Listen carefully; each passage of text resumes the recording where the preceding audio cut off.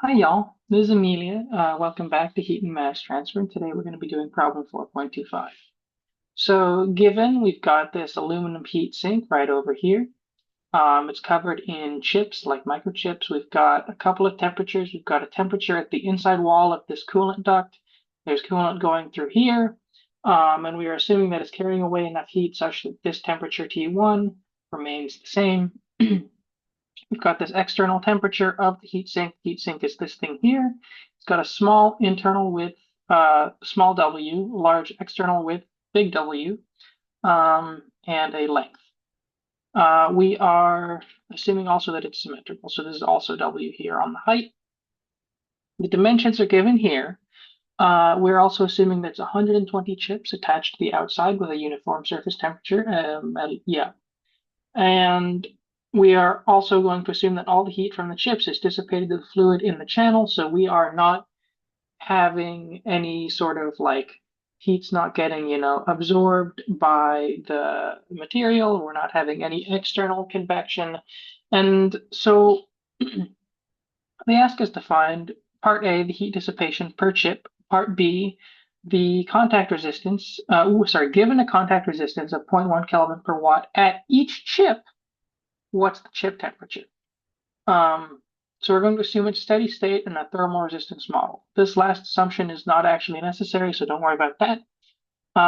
One of the important reasons to assume steady state, other than the variety of quality of life assumptions, but is just that it means that whatever heat is being produced by these chips is going into the coolant. We're not changing the temperature of the heat of this heat sink. It's not changing temperature. This fluid is not, evaporating. Well, it could be. We don't actually know. We don't need to know. We're just assuming it maintains this T1. But steady state makes sure that we don't have to deal with any kind of just transient part of the solution. So we're going to use shape factors for this. Please reference table 4.1 because there's some shape factors you can approximate and some of them you cannot. People write whole papers on how to approximate shape factors. So with this one, with table 4.1, we've got this equation here, which depends on um, the ratio of the width, capital W to small w, so outer to inner diameter. That's 1.33, which is less than 1.4. So we use S equals 2 pi L over 0.785 natural log of width per width. If we convert this length to meters, we end up with a shape factor of 4.452 meters. So remember, with heat, we know that the heat rate in joules per second, so watts, is shape factor times thermal conductivity times the delta T. This also means that the thermal resistance, when you could use a shape factor, is S times K to the -1. So for part A, we're going to assume that there's no, like the chips don't, we're going to assume the chips don't store energy. They're too small to do so. At least enough to make this simple. Again, quality of life assumptions. So we've got this resistance here. It's not relevant right now, but this is the general idea of the thermal resistance circuit. We'll get to this later. Delta T is 60C is T2 and 20C is T1. So we've got a delta of 40 degrees Celsius. If we use our shape factor, our K and our delta T, we get a wattage of 4.095 times 10 to the fourth. And that is going to be for all of the chips put together. But if we're assuming they're all identical chips and that they're all producing the same wattage and we're just adding up all of that heat, all we have to do is divide that by the number of chips and we get a per chip wattage of 341 watts. Now, for part B, the reason we're coming to thermal circuits here is that we use this 0.1 Kelvin per watt contact resistance per chip. And we want to find this chip temperature. We're assuming we don't know T2, like they gave it to us in part A, but it may not be necessary.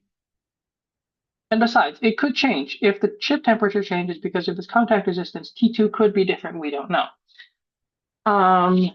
We've got this, again, shape factor resistance, SK to the -1. And we've got all of these chips in parallel. So the heat is not, you don't stack chips together. You're not going to have, the all of the heat is going through all of these different chips in all of these different directions.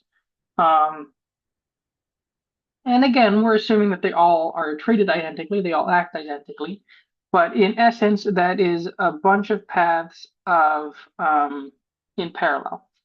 And so we're going to have this contact resistance 120 times. If you recall from circuits, that when you have resistors in parallel, you add them by taking the reciprocal. So what we're going to do here is we're going to take the reciprocal and we're going to sum it up because it's the same thing, same resistor 120 times. Just multiply it by n, take the reciprocal of that again, and we're going to get a net, or just a total, I guess, contact resistance of 8.33 times 10 to the negative 4 Kelvin per watt.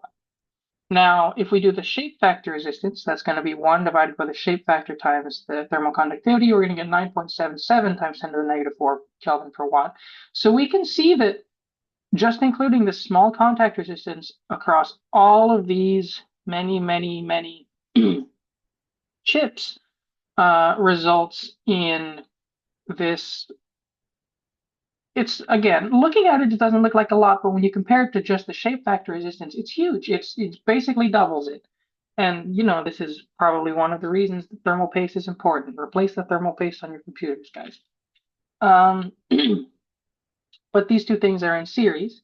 So again, we've got it's got to go through the shape factor, it's got to go through the heat sink, and then through the contact resistance of the chip. So those two things are in series. So we just add them together. We get 18.1 times 10 to the negative 4th Kelvin per watt as our total resistance.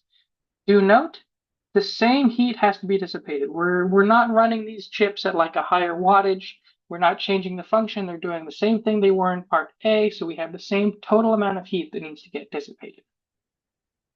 So we know from thermal circuits that the delta T divided by the resistance is equal to, again, the per chip heat times the number of chips. So we know this number from part A. We calculated this thermal resistance just a second ago. We don't know our chip temperature. That's what we're looking for. And we do know our internal T1. So we just plug that in, multiply this across, add the 20, and we get a chip temperature when the contact resistance is included of 93.7 degrees Celsius. Thanks.